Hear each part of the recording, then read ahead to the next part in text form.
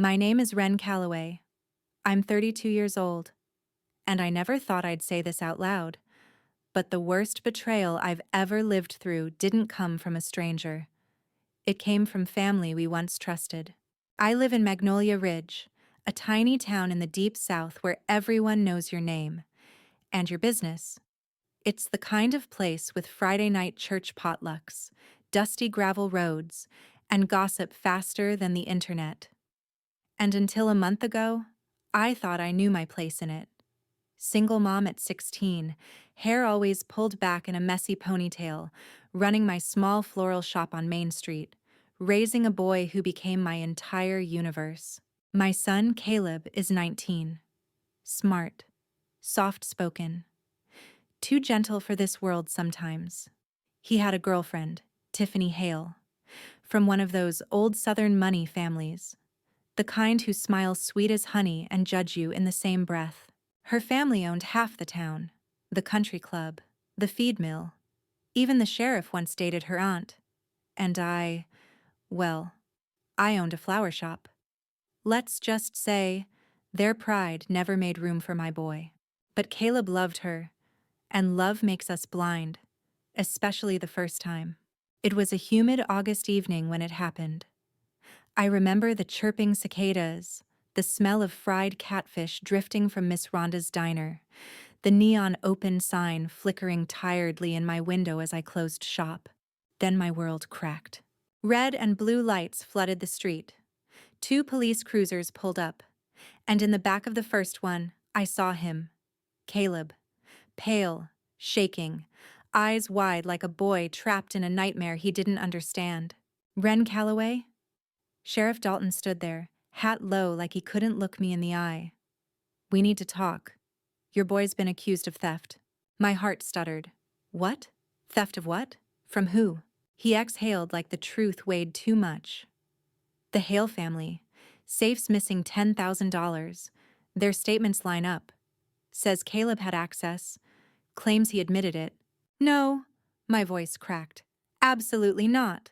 Caleb would never steal a dime. Caleb tried to speak through the window, voice muffled by glass. Mom, I swear. Ma'am, Dalton cut in. They've filed charges. I gotta take him in. And all I could do was watch, frozen, as they drove my son away. Inside, something shattered. Fear, shame, rage. A storm tearing through me like an old oak splitting in lightning. I ran home, dialing everyone, begging for help. But every call ended the same. We don't want to get involved. I heard he gambled. They say Tiffany caught him red-handed. Rumors spread faster than wildfire. Next morning, someone spray-painted thief's mom on my shop's window. Customers canceled orders. Church ladies avoided my pew.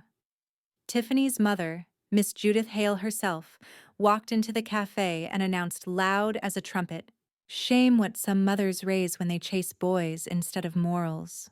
I felt the entire room shift away from me, like I carried a disease. 2 days later, I sat across the jail phone from my son. He looked exhausted, eyes red from crying he didn't want me to see. They said if I confess, he whispered, they'll go easy on me. No prison, just probation. Caleb, I whispered back, shaking. You tell them nothing. You did nothing. I didn't take their money, Mom. But, he swallowed, pain strangling his voice. Her dad had gambling men come to the house. They threatened him. Maybe she panicked. My stomach dropped. So it wasn't just lies, it was a setup. They used my son, framed him, to hide their debts. When they took him back to the cell, I pressed my forehead against the cold glass, breathing like drowning. In towns like Magnolia Ridge, money writes truth. And the Hales always had the pen. For a moment, just one, I felt hopeless.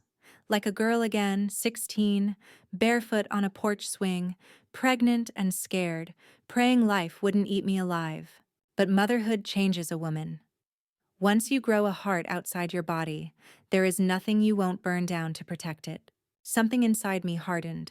I wiped my tears and whispered to myself, they came for the wrong mother. That night, I dug into every corner of town, courthouse records, Gossip trails, old debts, business filings. And as if fate heard me, my past answered. Ruth, my best friend from high school, now a forensic accountant, texted back. Judith Hale? Honey, that woman's cooking more than peach cobbler. I've seen her accounts before. Call me. Then another message. From Elias, the baby-faced lawyer who once babysat Caleb and now worked for a legal clinic. If you think he's being railroaded, I'll take the case. But you have to understand, they'll come for you too. My hands trembled. Fear? Yes. But beneath it, fire. I wasn't just going to defend Caleb. I was going to drag every lie into the sunlight until this town was forced to choke on the truth. Because in Magnolia Ridge, we don't raise cowards. And nobody, not a judge, not a sheriff, not a family with old dollars and new sins, was going to destroy my son's life to cover their rot. Just as I gathered the first stack of notes, someone knocked on my door. Hard. 3 angry pounds. I opened it, and there she stood, Tiffany Hale, trembling and crying. Her mascara streaked, her hands shaking. Behind her, headlights glowed in the darkness. She whispered, terrified, Wren, they know you're digging. You need to stop. They're watching you, and they're not going to let you win. Then her eyes darted to the street, and she flinched like someone had a gun on her soul. Please, she whispered, before someone gets hurt. A shadow shifted behind her car. My heartbeat hammered, and in that moment I realized this wasn't just about clearing my son's name. This was about survival. I didn't sleep that night, not even a minute. Every time I shut my eyes, I saw flashing lights, Caleb in handcuffs, and Tiffany's face, pale, shaking, terrified like someone had yanked the ground from under her. That fear wasn't guilt. That was being hunted. By sunrise, Magnolia Ridge was wrapped in a thick southern fog, the kind that makes headlights blur and turns every shadow into something watching. I brewed coffee, black, bitter, like courage you force down before it tastes right. Then I sat at my kitchen table, stacks of notes spread in front of me, receipts, names, debt whispers, the Hale family's charity events and perfectly ironed lies. My phone buzzed, a text from Ruth. Ruth, front porch. Don't scream, it's just me. I opened the door and there she stood. Fiery red hair piled on her head like a hurricane about to form, laptop bag hanging from her shoulder, and 2 thermoses of coffee. You look like hell, she said flatly. Love you too, I muttered. We sat. She opened her laptop, screen glowing like revelation. I dug into their accounts early, she whispered. Judith Hale transferred $12,600 3 days before they accused Caleb to a private security firm, one used by gamblers and debt collectors. My jaw tightened. Meaning she paid someone, not for protection, but pressure. Ruth nodded. And guess what? Tiffany's dad, Sterling Hale, his company wired out $40,000 last quarter to an offshore account labeled, wait for it, Sundown Holdings. I blinked. Is that supposed to mean something? Ruth grinned slowly. It does, if you know the underbelly of Southern debt. She tapped the screen. Sundown isn't a company. It's a marker. A gambling debt account under mob-style collection. Everything inside me tightened like a fist. So, they were drowning, I whispered, and they threw my son into the water to float. Ruth grabbed my hands, eyes fierce but soft. We're going to burn their fake little kingdom to the ground. Before I could answer, tires screeched outside. A black SUV with tinted windows slowed at my mailbox. I froze. Ruth leaned toward the blinds. Don't move, she breathed. Don't let them see you panic. The SUV idled, then rolled away. My pulse hammered. Wren, Ruth said quietly, they're watching. We have to be smart. I nodded, swallowing fear like broken glass. And then my phone rang. Alias. Pack a bag, he said, and come to my office. We're filing a motion. A motion for what? To block them from pushing Caleb into a false plea, and to subpoena Hale family records. A spark lit in my chest. Momentum. As we walked to my truck, Ruth noticed something tucked under my windshield wiper. Crisp, white paper. I unfolded it. 3 words typed. Stop or bleed. Ruth exhaled sharply. Well, that's subtle. My voice shook, not from fear, but fury. No, I murmured. It's sloppy and scared. She smiled like I'd just passed some test of steel. Let's go make rich criminals nervous. Elias's office sat above the old bakery. He was already pacing when we arrived, sleeves rolled up, hair a mess, stacks of legal pads everywhere. He looked like a genius who'd wrestled panic and won only recently. Okay, he said, snatching papers from a printer. This is moving fast. They want Caleb to sign tomorrow. We stay ahead, or they bury him. Ruth slid the data over. He scanned it, eyebrows shooting up. Oh, this isn't just a defense. He looked at me, voice low. This is a war case. I nodded. I'm ready for war. No, he corrected gently. You're prepared for war. But are you ready to survive it? I didn't hesitate. Yes. He inhaled sharply, then handed me a form. This will piss them off. Once I submit, they'll realize we aren't rolling over. And they fight dirty. I don't care. He stared at me a moment, then spoke softer. Just don't lose yourself. Revenge feels righteous until it costs your soul. I looked him dead in the eye. I'm not looking for revenge. Pause. I'm looking for truth. The revenge will just happen along the way.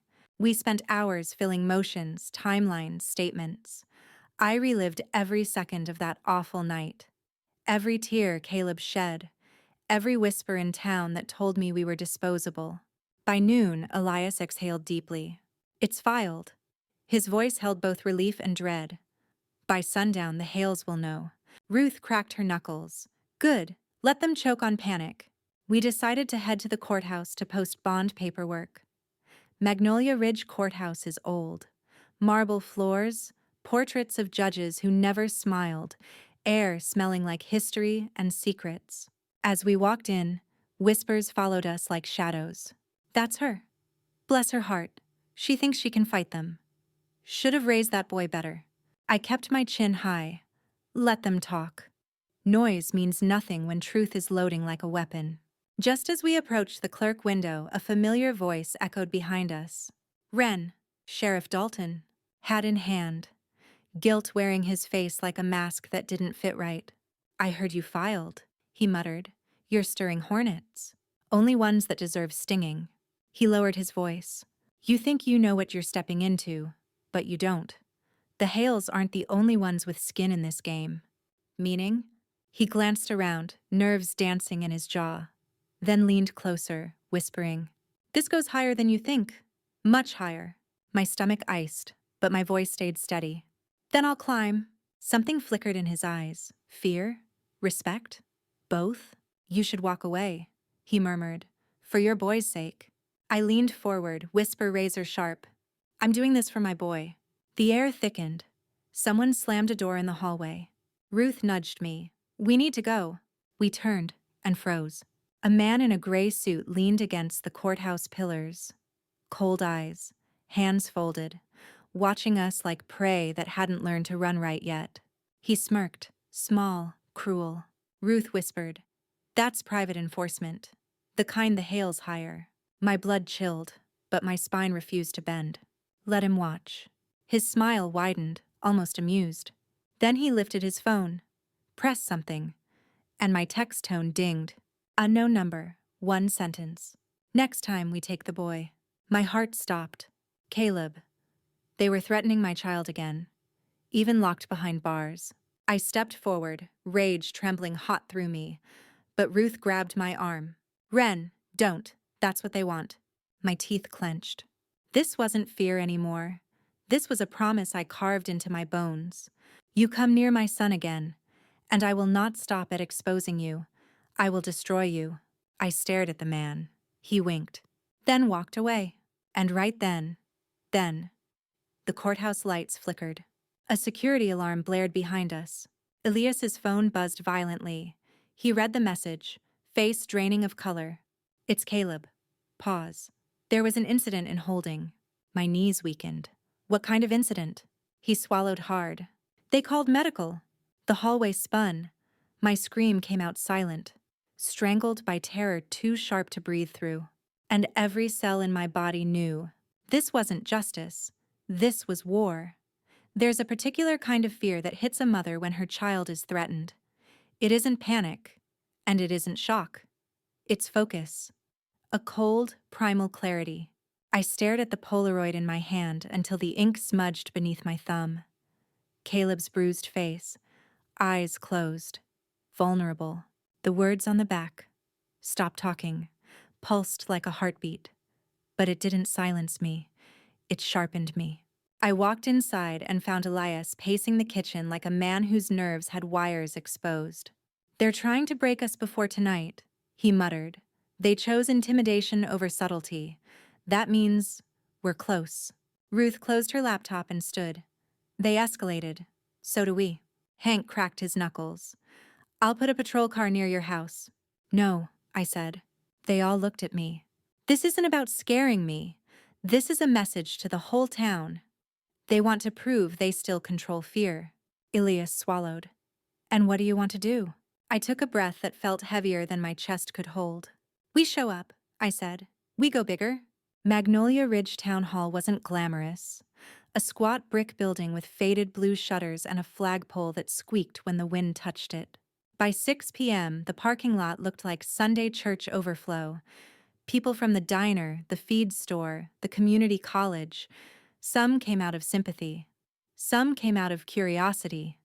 Scandal is sweet tea down here. Some came just to watch me lose. The Hale family was already inside. Sterling in a pressed suit, Judith in pearls and a smile colder than marble, and the deputies positioned around like decorative wolves. Tiffany wasn't there. I wasn't sure if I was relieved or terrified for her. Elias carried a binder thick enough to build a house with. Ruth had her laptop and 3 backup USB drives, one hidden in her shoe. Maya had a recorder pinned under her blouse. Hank stood like a wall behind us, quiet, steady. I could hear whispers as soon as we stepped in. "That's her. Caleb's mom. She's still fighting? Hale lawyers are going to bury her." "Fine. Let them talk." Talking was harmless. Silence was dangerous. The mayor, a polite puppet with slick hair and nervous eyes, cleared his throat. "Tonight, we are addressing community concerns regarding ongoing legal matters." I stepped up to the microphone. Every breath in the room paused. My reflection stared back at me in the steel plate. Tired eyes, stiff shoulders, a woman who should have quit but didn't. "My name is Wren Calloway," I began. "You know my son. You know the accusations against him." A shuffle, low murmurs. "But what you haven't been shown is the truth." Judith Hale's pearl necklace stilled on her collarbone. "Good." I clicked the laptop. The projector flickered. First, Caleb's booking photo, bruised, exhausted. Gasps. Someone whispered, "Lord have mercy." Second, bank statements Ruth traced. Large cash withdrawals tied to Hale accounts. Names and dates. Third, Sundown security employee rosters. Fourth, a shadow-filled image of Caleb's injuries documented in the hospital. And then, the audio file. Tiffany's recording played through the tinny speakers. Sterling Hale's voice echoed. "Make sure the boy signs. If he balks, rough him for a night." "Judith doesn't want headlines." "Sundown will handle it." Silence, thick, heavy. Then a woman's gasp. Someone muttered, "Jesus Christ." Judith Hale shot to her feet. "That recording is false, fabricated by desperate people and an unstable girl." Unstable girl. Tiffany. They were already preparing to destroy her, too. Elias leaned toward the microphone. "This recording has been authenticated by 2 independent forensic analysts. The metadata..." He didn't finish. A door slammed open. 2 uniformed deputies strode in. One carried a document. The other, handcuffs. "Wren Calloway?" His voice was oil-slick calm. "You're under arrest for witness tampering and obstruction of justice." The room erupted, shouts, gasps, phones lifted to record. Judith Hale's satisfied smirk sat like poison across the aisle. My heartbeat slowed. Not fear, fury. White-hot, quiet, lethal. I raised my hand slowly. On what grounds? You coerced testimony from Tiffany Hale and released confidential medical documents. That is a lie, Elias snapped. She came forward willingly. We have messages, timestamps, chain of custody. Save it for court. The cuffs clicked around my wrists. Cold metal. Heavy. Humiliating. People shouted in defense. This is wrong. She's a mother, for God's sake. Let her speak. But others jeered. Trash. Trying to tear down good people. Go to jail where you belong. Sterling Hale adjusted his cufflinks. Judith dabbed her lips with a lace handkerchief like she was watching an opera. The deputies grabbed my arms. I turned, scanning the crowd. Anger, pity, doubt, solidarity, confusion. I saw neighbors I'd baked pies with, people I'd sat behind in church, parents whose kids played ball with my son. Their faces were the battlefield. This town wasn't just my home, it was the soil the Hales thought they owned. As they led me toward the door, Ruth's voice cut through the noise. Wren, don't break. I didn't plan to. Breaking wasn't part of the job description anymore. Not for a mother, not for a fighter. Not for someone who had already lost everything but refused to lose justice. The camera lights flashed, phones recorded. The whole world, or at least this town, was watching. And right as they pushed me out the door, I lifted my chin and said, clear enough for every microphone. If you silence me, you only prove I'm right. Outside, a sheriff's cruiser waited. The sky bruised purple with dusk. Sirens silent, but the threat screamed without sound. As they slid me inside the back seat, one thought anchored itself in my bones. If they want a war, they just made one. And then, my phone buzzed in the deputy's hand. A notification. A text preview I recognized. From Tiffany. 4 words glowing like a fuse. I have more proof. The door slammed shut. I used to think justice was loud. Judges with gavels, headlines, handcuffs. Now I know the truth. Justice starts as a whisper. A rumor you chase. A pattern you notice. A feeling that something isn't right. And sometimes justice begins with fear. I sat at my dining table, coffee gone cold, documents spread everywhere like broken wings. Ledger printouts, text screenshots, bank transfers, photos with circles and arrows. It all looked like a conspiracy board from some detective drama. Except this was real. My son's life was on the line. Jasper sat across from me, flipping through pages with calm precision only forensic accountants seem to possess.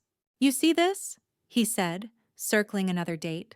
They started laundering money through small-town vendors around the same week the casino debt notices began.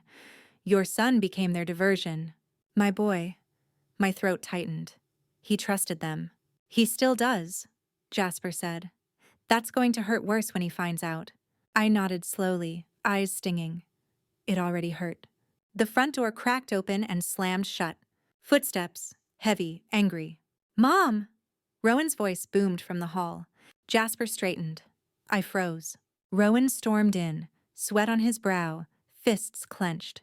He looked like a soldier just off the battlefield. Except this war was emotional, and he was losing. What are you doing? He demanded. Digging into Macy's family? Harassing people? People are talking. Again. I don't care, I said quietly. I care about the truth. You'll ruin me even more if you don't stop. That hit harder than I expected. You think I'm the problem? I whispered. I think you can't let go. His voice cracked. Mom, it's over. They accused me, and the town believes it. I'm trying to move forward. Move forward? I trembled. By letting them win? He looked at Jasper, then back at me. Disgust crossed his face. Or maybe it was fear. You can't fix everything, Mom. Not this time. He left. No hug, no eye contact, just gone. The house echoed after him, like it remembered every fight we'd ever survived. Except this time, we weren't on the same team. Jasper waited a beat. Then, he'll come around. I wiped my cheek. He better, because I'm not quitting. And inside, I whispered to myself, I will not lose my son to lies. Not even if I have to lose him for a while to save him forever. Later that day, we drove back to town. The air smelled like honeysuckle and summer rain, the kind of small-town sweetness that covers rot underneath. We walked down Main Street, passing people who used to smile at me in the grocery line. Now they lowered their gaze, whispering, "She still thinks he's innocent. Poor woman, denial's cruel. Bless her heart. Bless her heart." Nothing poisons like Southern politeness. We reached the coffee shop where Theo worked part-time. He waved us over, eyes flickering left and right like someone expecting danger. "You two shouldn't be seen here together," he muttered. "Dangerous times," Jasper said lightly, sipping sweet tea. "Almost exciting." Theo leaned in. "They're watching you, Wren. Macy's uncle isn't just tied to debts and shady business. He's got half the old money crowd behind him. Some law enforcement contacts, too." I tensed. "He has cops?" Theo nodded. A chill crawled up my spine. "You need to be careful," he whispered. "You're kicking a hornet's nest." I smiled, calm and maternal, like I was asking for pie recipes. "That's fine," I said softly. "Hornets die when you smoke them out." Theo stared. Then he smirked. "That's the Wren I remember." When we left the cafe, there was a note on my windshield. At first I thought it was a parking warning. Then I saw the handwriting. "Stop, or you'll bury him for good." No signature, just a smear of dirt. Jasper turned pale. Well, that escalated. My knees wobbled, but I stood taller. "They already buried him once." He looked at me with something new in his eyes. Respect. Maybe fear. "You sure you're ready for what comes next?" "No," I admitted, "but I'm doing it anyway." Fear didn't disappear. It just sat beside determination, like an unwelcome passenger. I crumpled the note, tossed it in my bag, and walked toward the car. Only one thought beat in my chest. "You will not threaten my son and walk away breathing easy." That night, thunder rolled in like a warning from the heavens. I sat at my laptop typing emails. Lawyers, journalists, contacts I hadn't spoken to in 20 years. People who owed favors, people who hated injustice, people who still respected my name. And then I saw headlights in my driveway. Slow, creeping, deliberate.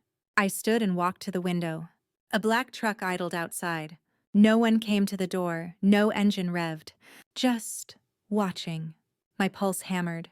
I reached for the baseball bat behind the door. Motherhood makes you resourceful. Then the truck rolled away, tires crunching gravel. When silence returned, it didn't feel peaceful. It felt like a threat had settled into my soil. I whispered into the dark. "You picked the wrong mother."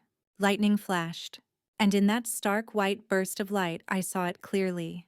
There's no turning back. Cliffhanger ending for part 5. The next morning I opened my inbox. One reply stood out, subject line, "I have proof, but we need to meet. Alone." Heart racing, I clicked it. A name appeared. Someone I never expected. Macy's own cousin. And below it, "Don't trust anyone, especially not him." I stared at the email like it might burn me. "I have proof, but we need to meet. Alone. Don't trust anyone, especially not him." I read it again, and again. There are messages that feel like a door opening. This felt like stepping into a tunnel, with no promise of light at the end. Jasper sat across from me, drinking instant coffee like it was champagne. He had that look. The bad idea, but I'm in look. "You're not going alone," he said flatly. I said I would meet him alone, and I said no. I stared out the window at the slow rising dawn over humid southern fields. The sky looked bruised purple, like it knew secrets too. "It's Macy's cousin," I whispered.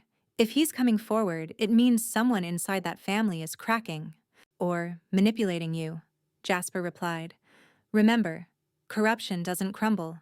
It fights." I exhaled slowly. Fear sat in my ribcage like a bird beating its wings, but determination pinned it down. "I need answers," I said. "Real answers." "And you'll get them." Jasper leaned forward, voice low. "But not alone. I'll follow from a distance." I didn't argue, because truth be told, I was relieved. We met at the old abandoned train depot on Mill Creek Road. A place teenagers snuck to drink cheap beer and write bad poetry on the concrete walls. Now it looked haunted.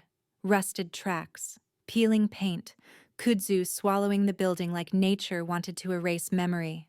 I stepped inside first. Dust. Silence. A pigeon fluttered overhead. Then footsteps.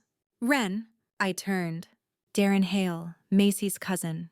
Tall, nervous eyes, fingers twitching like he regretted every decision he'd ever made. He wasn't dangerous. He was scared. Good. Fear usually means the truth wants out. Thank you for coming, he murmured. You said you have proof. He swallowed, then pulled out a flash drive. It looked small enough to lose in your palm, but heavy with promises. This isn't just about the theft, he whispered. They're laundering money through businesses, paying off officials, burying mistakes. Mistakes? I asked. Or people? He didn't answer. That was answer enough. I held out my hand. He didn't give me the drive yet. His voice dropped to a cracked whisper. They think Rowan was easy to frame because he didn't have anyone powerful behind him. His eyes glistened. They forgot he had you. My throat tightened. Then Darren leaned closer. And there's something else. Pause. Macy didn't just go along with it. She pushed for it. The room dimmed around me. I tasted metal. Rage has a flavor.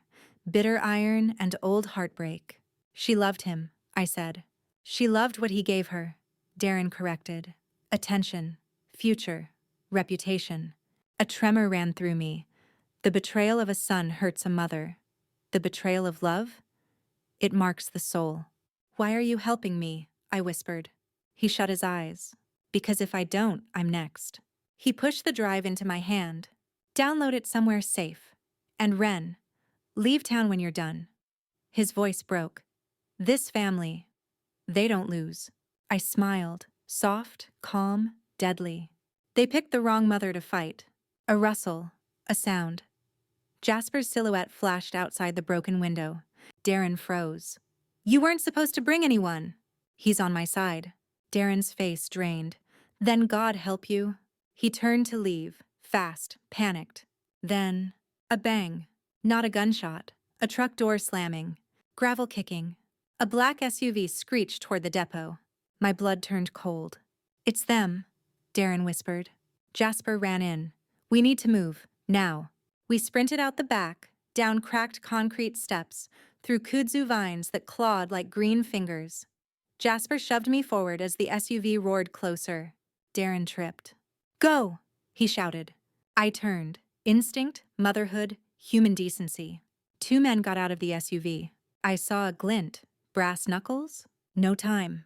Jasper grabbed me. Move, Wren! We tore through the brush, feet slamming dirt. My lungs burned. Behind us, shouts. Darren screaming, sickening thuds. I looked back once, too late. They were beating him. Beating him because of me. We dove behind an old drainage ditch, hearts in our throats. Jasper held my shoulder. If you run out there, they go after you. Then him. Then Rowan. I shook, silent, tears cutting hot tracks on my face. Finally, the shouting stopped.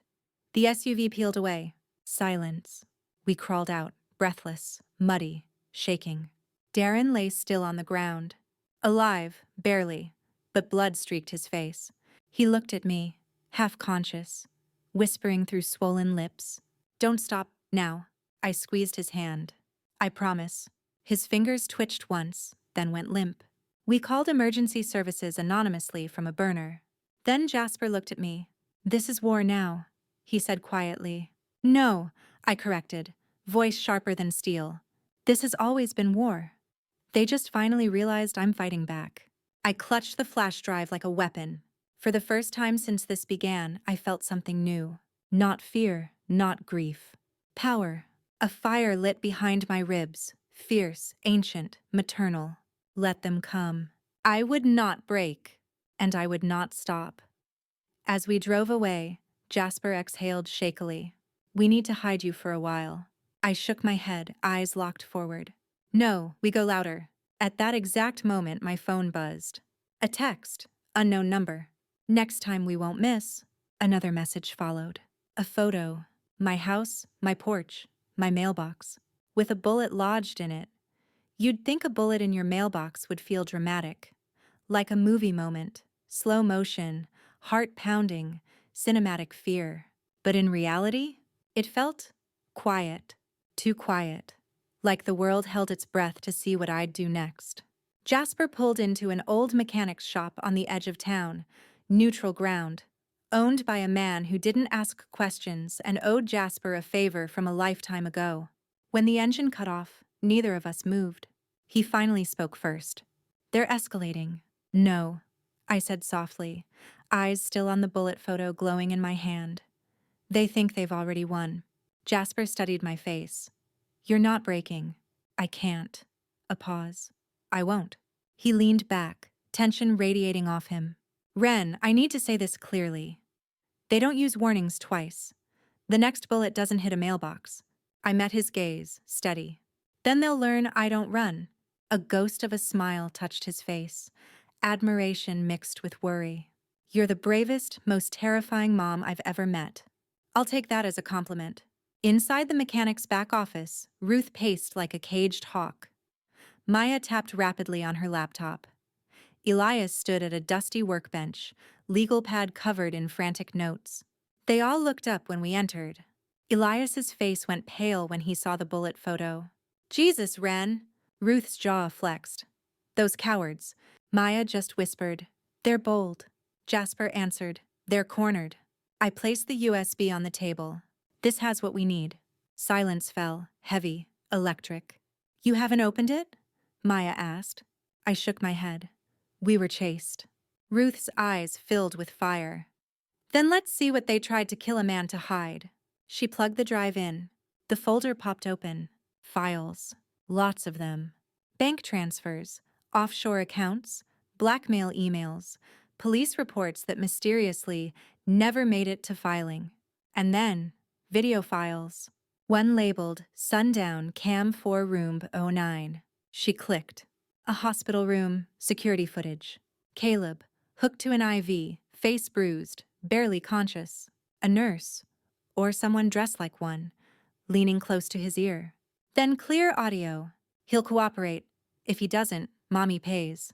My body froze. Shock. Then rage hit like wildfire. The woman's face turned toward the camera. Judith Hale. Every breath in the room vanished. Elias whispered, voice shaking with fury. "That's coercion, threats, attempted intimidation of a hospitalized suspect. We have her. We can destroy them." Maya breathed. Ruth crossed her arms. "So what's the next move?" I felt my voice before I heard it.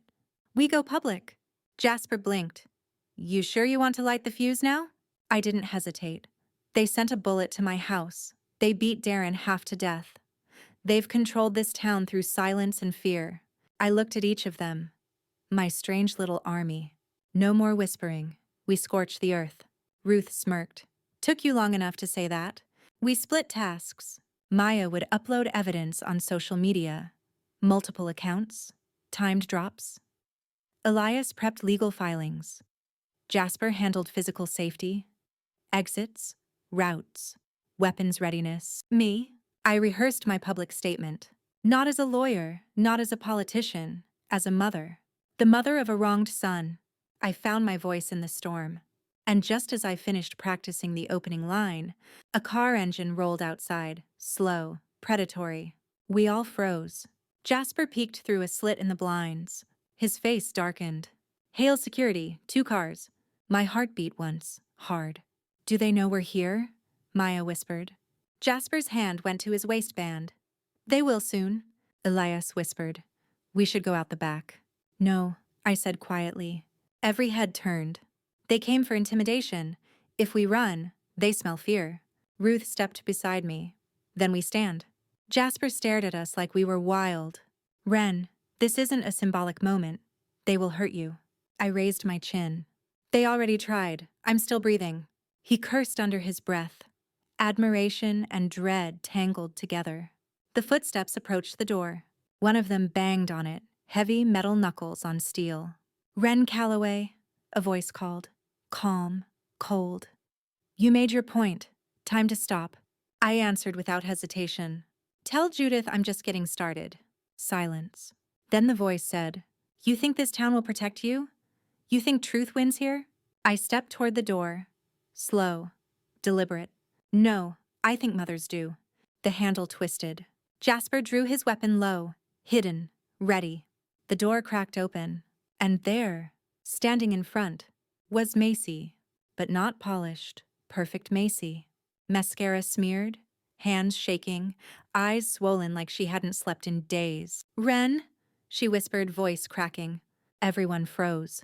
What are you doing here? I asked. She swallowed hard. I need to talk to you. Jasper lifted a brow but kept his stance protective. Ruth scoffed. She's bait. Macy shook her head desperately. No, I'm done lying. I'm done protecting them. She stepped into the room, shoulders trembling, and looked me dead in the eye. I have a confession. Silence crashed down like thunder. And a recording. Of my mother. Elias sucked in a breath. Maya sat upright. Ruth muttered a curse. Jasper didn't lower his guard, but his eyes widened. Macy's voice broke. I know what we did to Rowan, and I won't let them hurt you too. I stared at her, the woman who betrayed my son, now shaking, breathing like glass about to shatter. Why now? I whispered. She closed her eyes. Because I thought they'd stop. Because I told myself Rowan would recover, and I could live with it. But then Darren, and the threats. And I realized, they'll go after anyone, even me. She looked at me with fear and guilt swirling into one drowning emotion. I don't want to become them. For the first time since this nightmare began, I saw it. A crack in the Hale dynasty. And through it, weakness, truth, justice pushing through. My voice was calm, dangerous. Then speak. Macy lifted her phone, thumb shaking over the play button. You need to hear this. She pressed play. Judith Hale's voice filled the room. If that boy lives long enough to testify, I will end her. The mother first. Then him. My heart stopped. Macy whispered. She meant you, and she meant it literally. Maya whispered, horrified. She ordered a murder. Ruth grabbed my arm. Wren, this changes everything. Jasper stepped closer to me, voice low, protective. They're not trying to scare you anymore. They're trying to erase you. And right then, my phone buzzed again. Unknown number, a video file. I pressed play. Caleb, in his cell. A guard behind him, hand on his shoulder, and a voice, calm and chilling. Time's up, Mrs. Calloway. Screen cut to black. Don't know if fate has a cruel sense of humor, or if life just enjoys watching us drown before the tide pulls back. But as I pulled into town the next morning, the first thing I saw was Amara smiling outside the diner, as if the world hadn't just burned around us. And standing beside her, Deputy Holt, laughing, like the truth hadn't mattered, like my son wasn't rotting in a jumpsuit because of them. My chest tightened. I stepped out of the truck slowly, every muscle buzzing like a live wire. Holt spotted me. His smile vanished, face stiffening into government-issued confidence. Morning, Wren, he said. Amara didn't speak. She just watched me, eyes cold, arms folded like she was the victim. Good morning, I replied, voice calm but razor-edged. You look tired, Amara finally said, tone sweet as poison. I am? I've been busy fighting to get the truth out, I added. Her eyebrow ticked. Holt shifted on his heels. Good. Let them feel the heat. We're having another town meeting tonight, Holt announced. Figured you should know. Thanks for the notice. He leaned in, voice low. Wren, drop this. The more noise you make, the worse it gets. For you. For Cyrus. I stared straight into his eyes. Then you better pray. The truth stays buried. I walked off without another word. Back at the pantry, June, Harper, and Eli sat around the folding table, coffee steaming. They all froze when I walked in. I placed the envelope on the table. The alibi. June's hands shook as she opened it. Maps, GPS prints, dashcam freeze frames. Proof Cyrus wasn't near that safe. This is enough to file, Eli murmured. He looked terrified and determined all at once, but Harper's face darkened. Wren, one problem. Holt. He'll shut this down before it hits the clerk's office. We need timing, strategy. Timing, strategy. I used to plan bake sales and parent-teacher meetings. Now I was planning legal ambushes and media hits. Tonight, I said, at the town meeting, we make this public. He can't bury it if the whole town sees. Eli swallowed. Wren, this will paint a target on your back. I leaned forward. Then paint it. Make it bright red. That evening, the church parking lot overflowed. People gathered like it was a festival instead of a war. Whispers chased me from the curb to the auditorium doors. I heard everyone. She's obsessed. She's gonna get herself locked up next. She can't accept her boy's guilty. I didn't care. Let them talk. They weren't there when I sat in a visitation booth listening to my son try to pretend he still had hope. The meeting started slow. Zoning issue, storm drainage, small-town politics. But the air felt electric, waiting to explode. Then Holt took the mic. Last topic, community trust. Oh, the irony. He talked about safety, order, supporting local officers. When he paused for applause, I stood up. The room hushed instantly. Trust, I said loudly, walking down the aisle toward the front. That's a funny word. My boots echoed. Eyes followed. A slow murmur rolled through the crowd. Harper and June flanked the aisle behind me, like angels with clipboards. Eli stood near the stage, holding the sealed evidence envelope. I reached the front. I have proof, I announced. My son was not at the store when the safe was emptied. Gasps. Shock. Holt stiffened, then forced a laugh. Wren, we've all been patient. No, I cut him off. No more patience, no more whispers. Tonight, everyone sees. I held out my hand. Eli moved to bring me the envelope.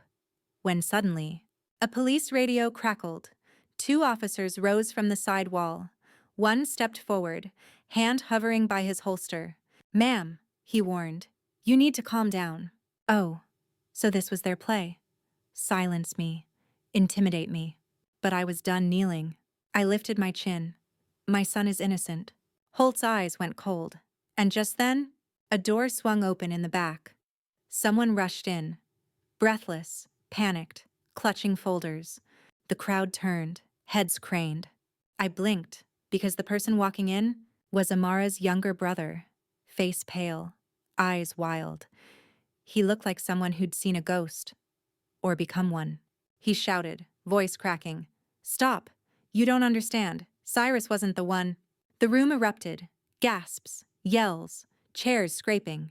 My heart slammed. I froze mid-breath. He looked straight at me and whispered loud enough for everyone to hear. They made me lie. Chaos doesn't explode all at once. Sometimes it tears open slow, like a seam splitting under pressure until everything spills out. That room tore open. Voices cracked, chairs screeched, someone shouted for order, someone else shouted for justice. But all I heard was the trembling voice of Amara's brother repeating, "They made me lie." My breath caught in my throat. For a second, time froze like we were trapped inside a photograph. Holt moved first, fast. He stepped toward the kid, one hand extended like he was soothing a wild animal, other hand creeping toward his belt. Amara's brother flinched backward.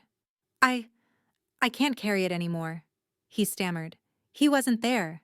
Cyrus wasn't there that day." The crowd gasped like a living creature. "You shut your mouth." Amara's voice sliced through the air.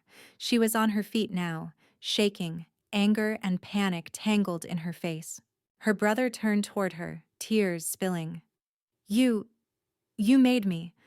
I did what you told me. I lied. I told them he was acting suspicious." Gasps, whispers, disbelief. Amara lunged forward like she could claw the words out of his throat. And for the first time since this nightmare began, she looked afraid. I felt my voice return, slow and sharp. "You framed my son to save your own family." Holt barked, "Everyone sit down. Do not approach the podium." His voice broke. He was losing control. The kid clutched the folders to his chest. It was them, Amara and Holt, and her parents. They needed someone to take the fall. Holt grabbed his radio. Units to the church, now. People began backing away, pulling out phones, recording.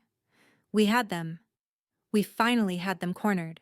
Until two officers pushed through the doors, hands already on cuffs. Not for Holt, not for Amara, for me. Wren Hollis, one announced, voice shaking with scripted authority. You are under arrest for disrupting a civic proceeding and inciting public. I laughed. Actually laughed. A deep, exhausted, half-hysterical laugh that rolled out of me like thunder. You're going to arrest me? After what just came out? The officer hesitated. Holt barked again, desperate. Do your job. And then, another voice rose from the crowd. No microphone, just raw fury. Enough! It was Pastor Green. Stoic, quiet. Never pick a fight, Pastor Green. He stepped between us like a thin wall made of pure conviction. This woman is fighting for her child, he said, voice shaking with emotion. And we just heard a confession. Nobody lays a hand on her. Gasps. A murmur of agreement spread like fire on dry grass. Others stood, one by one. Leave her alone. She deserves justice. Let her speak. Holt looked around, trapped, cornered by the truth and the town he'd used like a weapon. Then Amara snapped.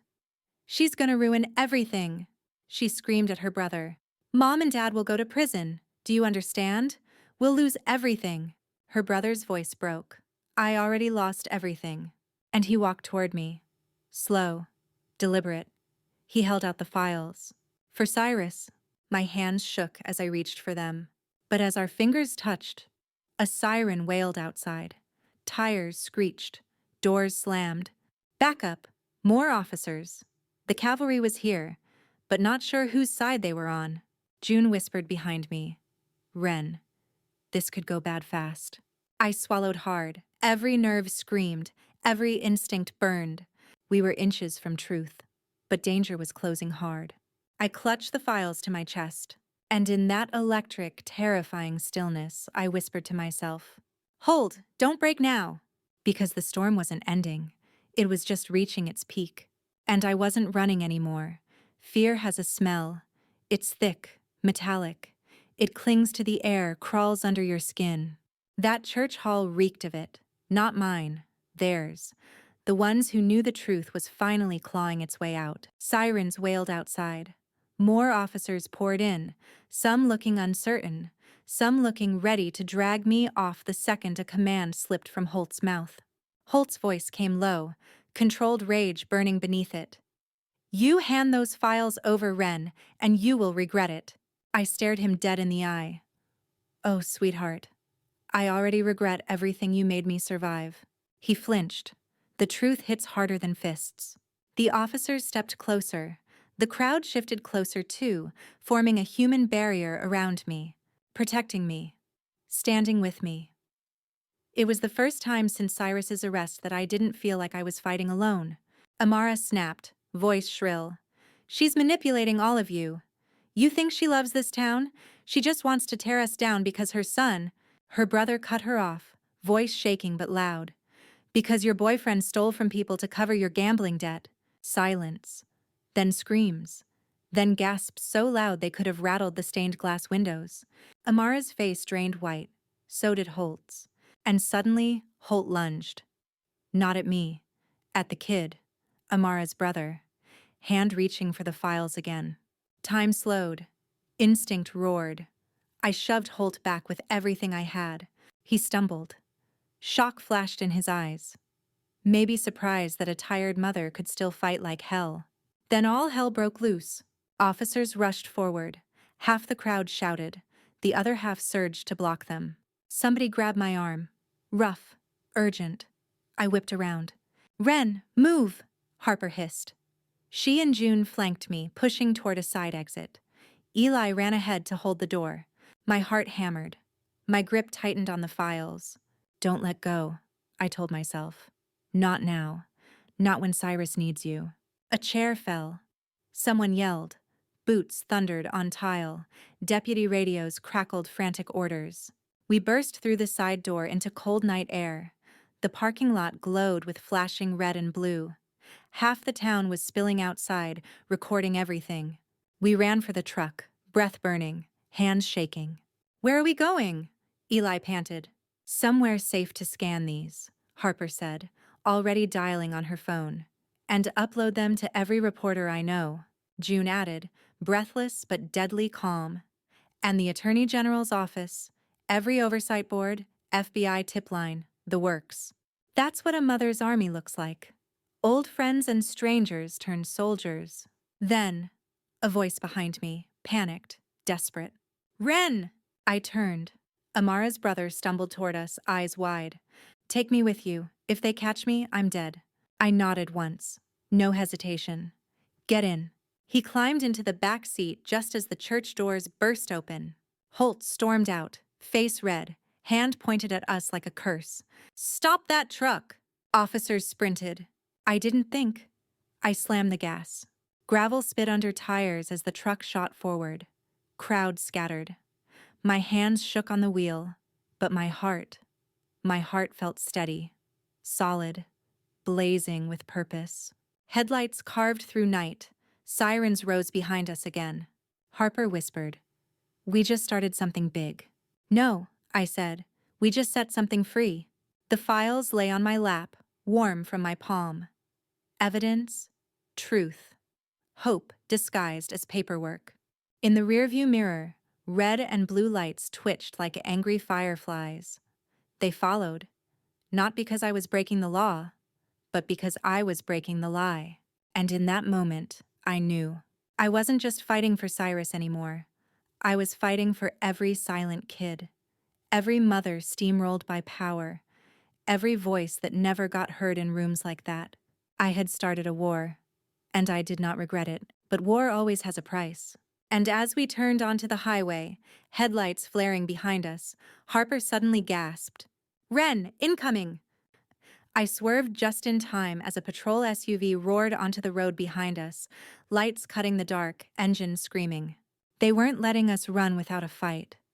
I thought when Preston walked into that courtroom and admitted what he did, my world would finally steady itself. But the morning after his confession, peace didn't come. Instead, a storm did. Not outside, in our town, and inside me. They released Elias that night, on a conditional bond while the court processed evidence. I expected to feel relief, maybe even joy. Instead, I felt numb, like someone had taken a vacuum to my heart and sucked everything out. He walked out of that jail exhausted, hollow-eyed, and when I hugged him, he didn't hold me back the way he used to. He just whispered, "Mom, I lost a year of my life." My throat tightened. I didn't say it, but inside I screamed, "And I will burn every last corner of this town before I let them take another second." The next morning, Harper showed up with coffee and legal forms stacked to her chin. "Today," she said, "we don't fight to free Elias. We fight to rebuild him." I nodded, but every nerve in my body buzzed like a live wire. The phone rang. It was Sheriff Dalton.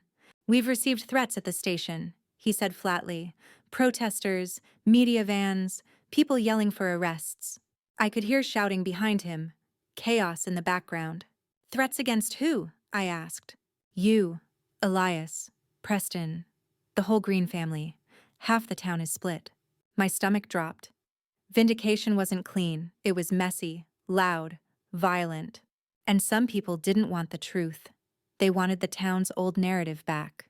By noon, reporters were camped at my lawn like vultures. "Mrs. Green, did your son really?" "Wren, any comment on the sheriff's role? Do you believe the town owes your family an apology?" Apology? I didn't want apologies. I wanted consequences. I stepped onto the porch, holding a stack of documents Harper had filed, petitions, motions, and a new investigation request to the Attorney General. I lifted them so cameras could see. "Everyone who helped bury my son's life," I said, voice steady, "will answer for it. Every signature forged, every lie told, every truth ignored. We are not done." The crowd exploded with shouting microphones. Elias stood behind me, head down. He hated attention, but he didn't move. He was learning something painful. Clearing your name doesn't mean people stop judging you. Sometimes they just whisper instead of shout. That afternoon, we held a town hall hearing. It wasn't supposed to be dramatic, just procedural. But half the county showed up. Citizens, reporters, angry townsfolk who still clung to the lie like it was their religion. The judge sat at the front like a stone monument.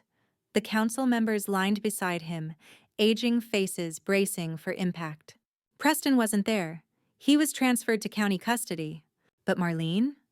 Oh, she was there. Front row, pearl necklace trembling like it was trying to jump off her neck. Sheriff Dalton sat next to her, face flushed like someone who'd been found naked at church. Harper whispered, "This is civil review. Today's not about verdicts. It's about exposure." Good. Exposure is sunlight. And sunlight kills rot. The judge cleared his throat.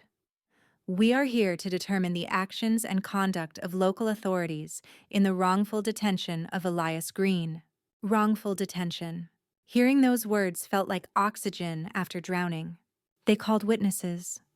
Dalton tried to speak, but every question Harper fired hit like a bullet. Why did you ignore video evidence timestamp discrepancies?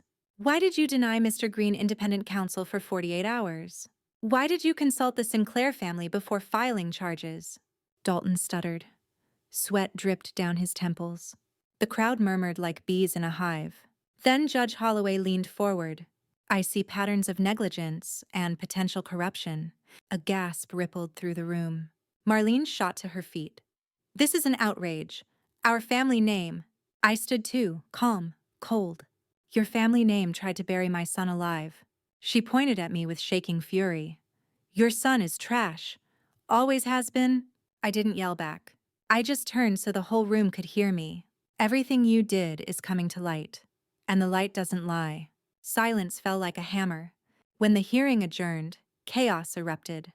Reporters swarmed. People argued. Lines were drawn like a war had officially been declared. I walked Elias to the car. He looked pale, overwhelmed. "Do you regret fighting?" I asked softly. He didn't answer right away. Then he looked at me, eyes tired but burning. "No, but I don't know who I am anymore, Mom." My heart cracked. Revenge cleans the wounds, but it leaves scars. I lost so much faith in people. "You'll find better people," I said. "Real ones." He nodded, but he wasn't convinced. And I understood. Justice doesn't restore innocence. It rebuilds you into someone new, someone harder, someone who survived. That night, I sat alone on the porch. Crickets chirped. Heat lightning flickered over the fields. The South brews storms long before they break. My phone buzzed. "Unknown number," I answered. A man's voice growled through static. "Stop pushing, or you'll wish your boy stayed in prison." The line cut. For a moment, I couldn't breathe. Then slowly, very slowly, a fire ignited in my chest. They thought a threat would scare me off? No, it did the opposite. I stood, spine straight, voice steady as the night air. "You took my son once," I whispered to the darkness. "Try it again, and I will go to war." Lightning flashed again. This time, it wasn't just weather. It was a warning. A storm was coming. And this time, I was the storm. They told me courtrooms made you small. Maybe sometimes they do. But today, the courthouse felt like a stage I'd been shoved onto when the script finally gave me lines. The Attorney General's team moved faster than I'd dared hope. Evidence we'd dumped into social channels, files Ruth mirrored, and Darren's flash drive. All of it threaded into a case that no judge could ignore. Preston's confession had cracked a dam. Once the cracks widened, everything the Hales had stacked, favors, forged documents, hidden transfers, paid security, started sliding out into light. We packed the gallery that morning. Family, reporters, people who'd once spat on my name and now sat, teeth clenched, watching the slow collapse. Caleb was there, thin, quieter. But when he saw me, he smiled with a sliver of that boy I knew before the world tried to teach him shame. He hugged me in the hallway before testimony. His arms were small but fierce. "Mom," he whispered, voice steady, I'm ready. I nodded, because none of this was just legal. It was a reclamation. When the prosecutor spoke, her voice was plain and sharp. She walked the jury through the wiring. Sundown, the transport invoices, the nursing staff payoffs, the off-books withdrawals into shell companies. She played the recording Macy had given us. She showed the hospital footage with Judith in the frame. She traced the forensic accountant's maps Ruth had drawn, lines like barbed wire from the Hales to officials and private enforcers. Sterling Hale watched the walls of his life crumble like a paper house in a rainstorm. Judith looked smaller than I'd ever seen her. And Amara? She sat with her head bowed, face a mask of consequences finally landing. The defense tried to pivot, to paint Darren as a liar, to make Macy look like a confused girl manipulated by a vengeful stranger. It didn't stick. The jurors had already seen the pattern. When the verdict finally came, guilty on multiple counts of coercion, conspiracy, and money laundering, a hush passed through the room like a wave. Relief is a complex thing. It's not fireworks. It's more like the first breath after being underwater too long. Outside, people wept and prayed and argued all at once. Some of the same faces who'd pointed fingers now held tissues. Preston received a lighter sentence for cooperation. Darren recovered in the hospital, then refused a high-profile offer to move away in exchange for silence. He wanted to stay and watch change. Caleb's charges were dropped within a week after a review of the jail logs and the hospital evidence. Walking out of the courthouse with him, legal paper in hand, life in our pockets again, felt like stepping into sunlight after years of winter. But victory never arrives without cost. Elias's reputation took a beating even after his name was cleared. He lost clients who preferred comfortable lies to hard truths.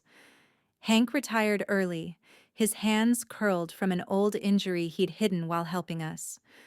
Ruth's marriage strained under the pressure of her exposure to secrets she'd uncovered.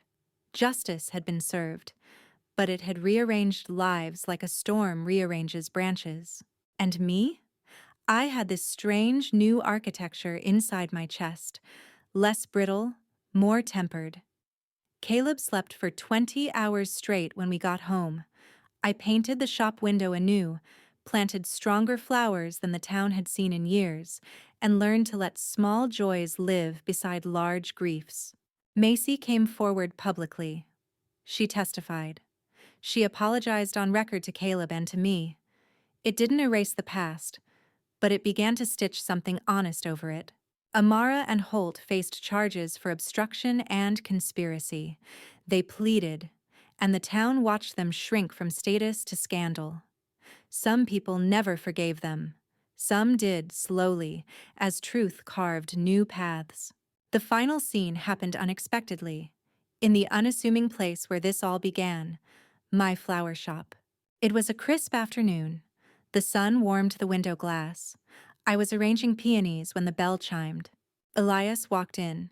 He set a paper bag on the counter and shrugged with that old, awkward smile. Bought supplies. Figured you might be tired. He stayed for an hour.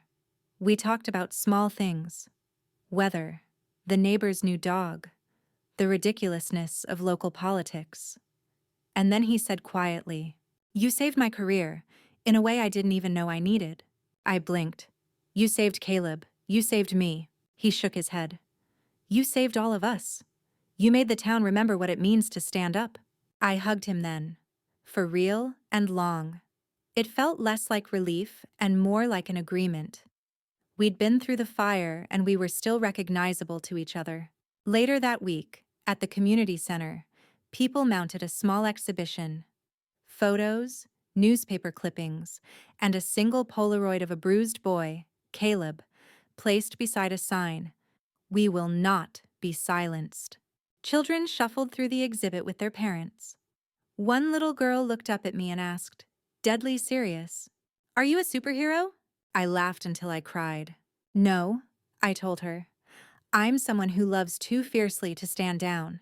There are nights I still wake up to the sound of phantom sirens. There are days when the headlines bring a new sting. This is how trauma lives." like an echo that sometimes rings loud. But there's also a new rhythm. A community meeting where people actually speak and listen. A sheriff who learned he'd been too cozy with power and was replaced by someone who swept clean. A legal aid fund that helps other families in towns like ours. The lesson is not that revenge fixed everything. Revenge is a dish that cooks hot and quick, but it leaves embers. What saved us was truth, stubbornness, and other people who chose to stand in the light with us. I learned that love can be a battlefield strategy as well as a quiet thing that holds a hand. I learned that sometimes the smallest voice, the quiet mom at a kitchen table, can be a fuse that starts a chain reaction. And I learned something sharper.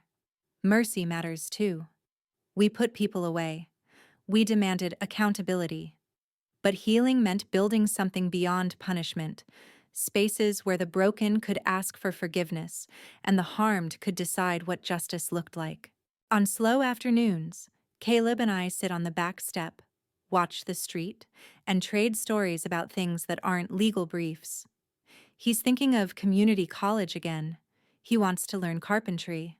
He wants a life with fewer headlines and more work boots. I look at him, and sometimes I still see a boy who believed in people too much. Now he believes in himself more. And me? I plant things that will outlast me. Peonies, crepe myrtles, a willow by the creek that will hold the sky when I'm not here. The court closed a chapter. The town didn't become perfect overnight, but there was something else. A spine had been rebuilt in Magnolia Ridge. If you ask me what I'd do differently, maybe less anger, maybe more patience, maybe more sleep. But would I change the road I walked? Not for a second. Because the moment I saw justice come, messy and imperfect and human, I understood my deepest truth. You don't fight for revenge.